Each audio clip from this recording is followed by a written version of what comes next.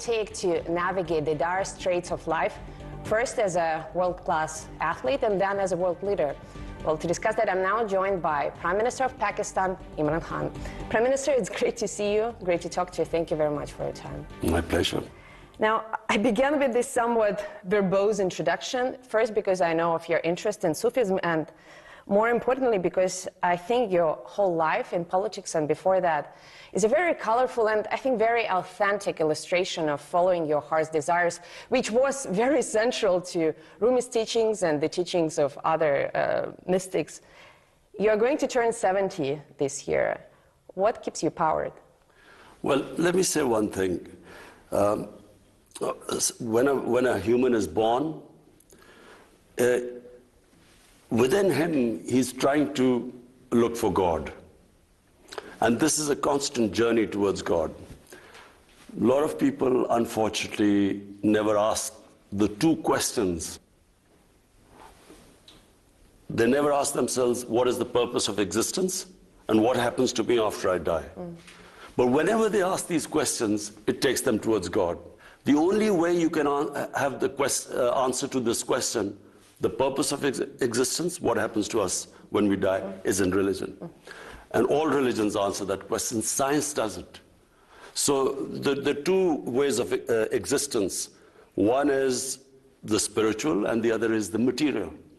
And for me, if you are on the spiritual road, then you will always be looking for how you can face your God after you die, that you have fulfilled your responsibility as a human being. And our responsibility as a human being is, the more God gives us, the more responsibility we have to lift, to help other human beings. Well, let's talk about this practical aspect of our lives, helping other human beings and the state of the world, which there are a lot of concerns around the world about where it's moving, many apocalyptic projections. I wonder how you feel about it, and how do you feel about Pakistan's ability to adapt to this shifting landscape? Well, the world faces two huge challenges. One is climate change, where the material existence, when we only live in this world for material well-being, then the classic example is how we imperil our own existence, is what climate change is. How we have ravaged the earth, and how we have misused the blessings of God. On the other hand, so that is the biggest challenge, I think, for human beings. The second biggest challenge is the plunder of the developing world by the ruling elites of the developing world, where every year huge amounts of money, according to the Factile channel of the Secretary General of the UN, $1.5 trillion move from illegally. There's a trade imbalance anyway. I mean, the money flows through the trade imbalance to the developed world anyway. But the illicit, the illegal, money laundered by the ruling elites, over $1.5 trillion every year moves to the offshore accounts and Western capitals. Now, this is going to have severe consequences on food, on hunger, on starvation, on imbalance between the rich and the poor. And so I don't think enough attention is being paid to the second one, because the richer countries benefit from it, because they have this capital inflow, so they don't care. But the poor countries are getting destroyed. Now, I mentioned Rumi, and he wrote something to the effect that clever people want to change the world, while wise people focus on themselves. And I wonder if the current predicament, including the ones that you talked about, climate change and the plundering of the human societies. Of the poor countries. Yeah. If that is, in a way, a consequence of some clever people trying to make the world a better place. The plunder is simple. The rich people in the ruling elites, what they do is, when they, as Prime Minister, and me as a Prime Minister, if I want to take money out from Pakistan and my ministers, the only way I can do it is by destroying the institutions that will stop me from doing it. The judiciary, the accountability process, the the tax department. So when I destroy the institutions, the country goes down. And this is why countries are poor. But what is happening is the rich countries are now building barriers. They are allowing the capital to come in, but they don't allow the labor to come in. So the only way to stop this people dying of hunger and poverty and this imbalance is for the rich countries to make laws like they have for drug money, like they have for terror financing. They should not allow, for instance, our ex-rulers have living in millions of dollars of properties in London. We can't do anything to get them back because the rich countries, they make it so difficult for let us get the money back. This should change because if really you want to stop this immigrant problem, poverty in the developing world, then there has to be a way that if, for instance, we say that, look, this person who was living in Pakistan has these huge properties in London, then unless that person can justify that he got this money legally, the property should be returned to us. That would stop the plunder of the developing world. We are recording this interview on the eve of your visit to Russia for a highly anticipated meeting between the heads of our countries, whose relationship for a very long time has been conditioned on others. It's been a function of, other processes, regional, global processes. Do you think Russia and Pakistan have reached that point when they can deal with one another as, self-sufficient actors on a bilateral basis rather than, let's say, looking onto others? Well, let me just go back in history. When the Cold War was, ravaging the whole of the world was divided into blocks. Pakistan moved in with the United States. We became part of the bloc in the Cold War with the US. India actually stayed neutral, but it was very close to the Soviets. Now when I look back, I think initially Pakistan needed help because when we became independent, we were impoverished. There were millions of refugees in Pakistan. We needed help. But, beyond 10 years or so, we should have then been non-aligned, independent country, stood on our own feet, not relied on aid. We became part of a bloc because we got foreign aid. When you look back, foreign aid is a curse for a country because you do not fix your own systems, you do not raise your own revenues, you don't increase your exports. You rely on handouts, and it stops a country evolving and developing and becoming self-reliant. So the world being divided into Cold War blocks and Pakistan becoming part of a bloc, when you look back, it stopped us from developing as a country. Well, you cannot go back, but you can change things moving forward. So do you think at this point... So when you learn from history, you learn from your mistakes. You have to know how to take the knocks. I guess that's your motto in life, right? You cannot move forward in life until you learn from your mistakes.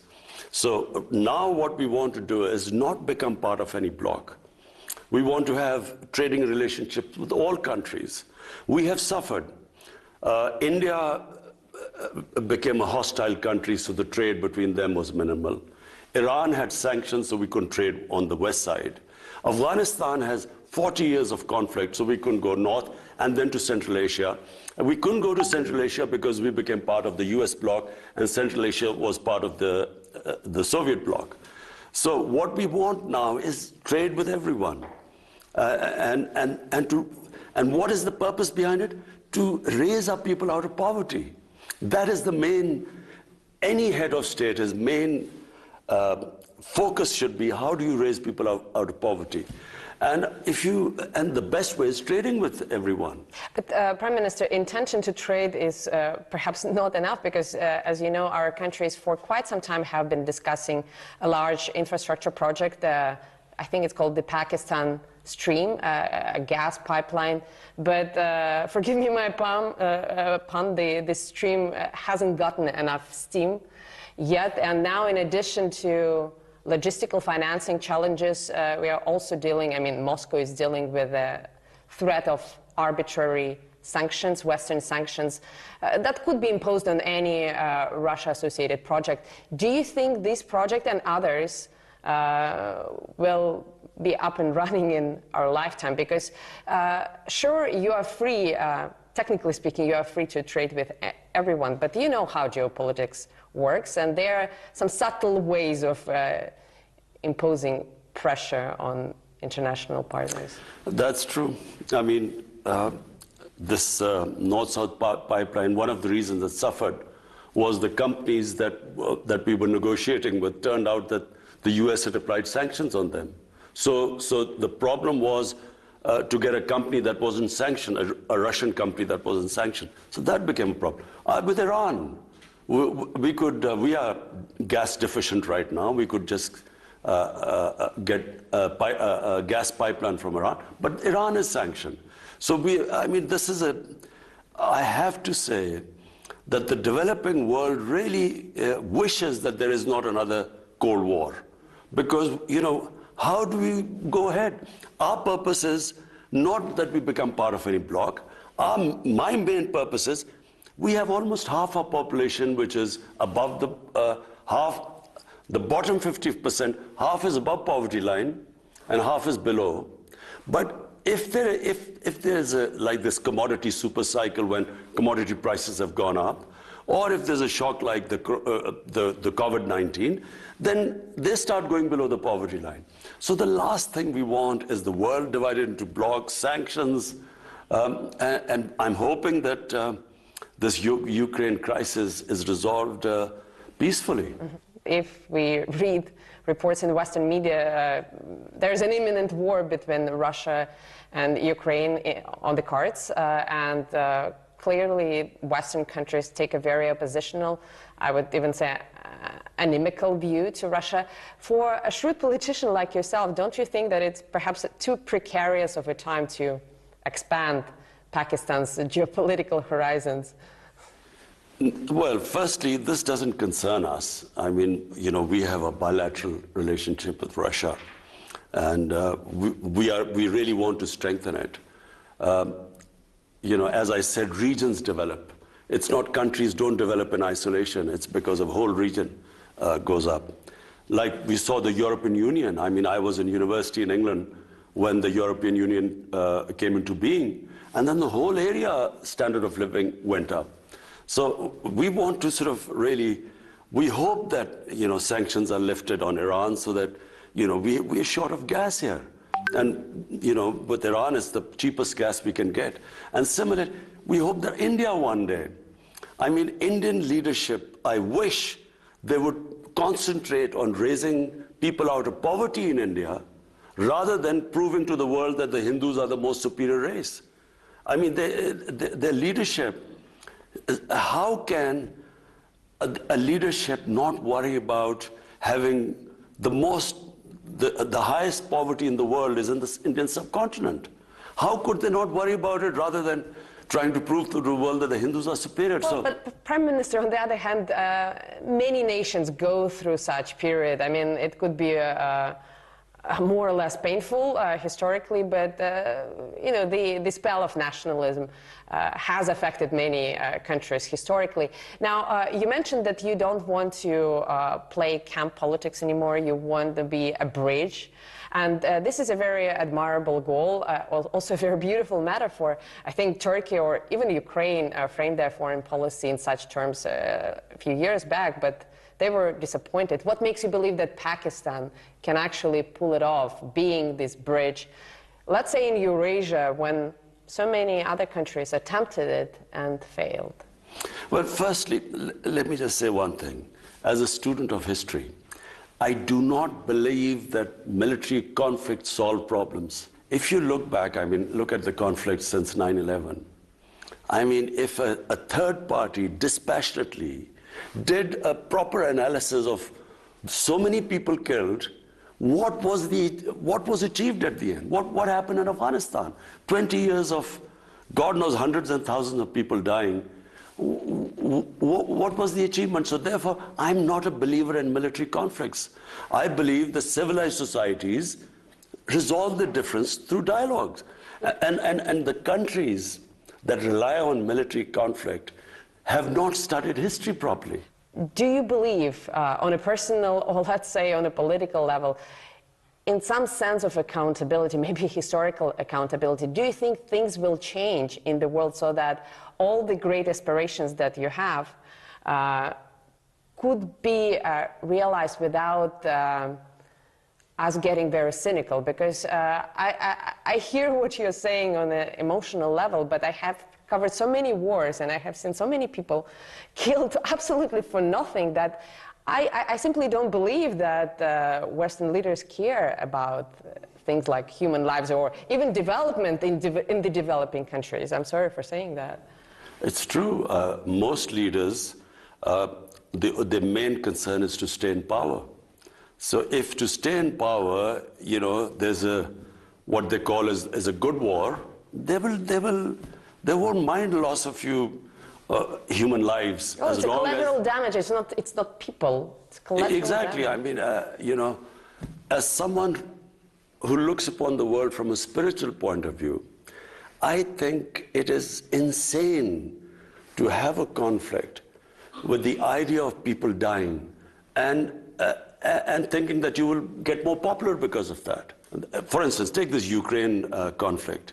I mean, for the life of mine, I cannot really believe that there is any chance, there's any possibility of a conflict. Because the consequences, forget about what will happen to the combatants. For the developing world, already the price of oil has gone up because of the prospect of a conflict. Ukraine supplies wheat to the world, and for that matter, Russia. Now imagine what will happen. Already the world is suffering from the after effects of the COVID-19. Imagine if there's a conflict. What will happen to the poor countries? Already the poor countries are suffering. They are already in debt because they had to incur debt because of the consequences of the COVID-19 fallout. So I cannot in my mind understand how can they even have got this close to a conflict? I can't understand this. Prime Minister, we will try to figure it out after a short break, but let's take a quick pause for the time being. We'll be back in just a few moments. Stay tuned.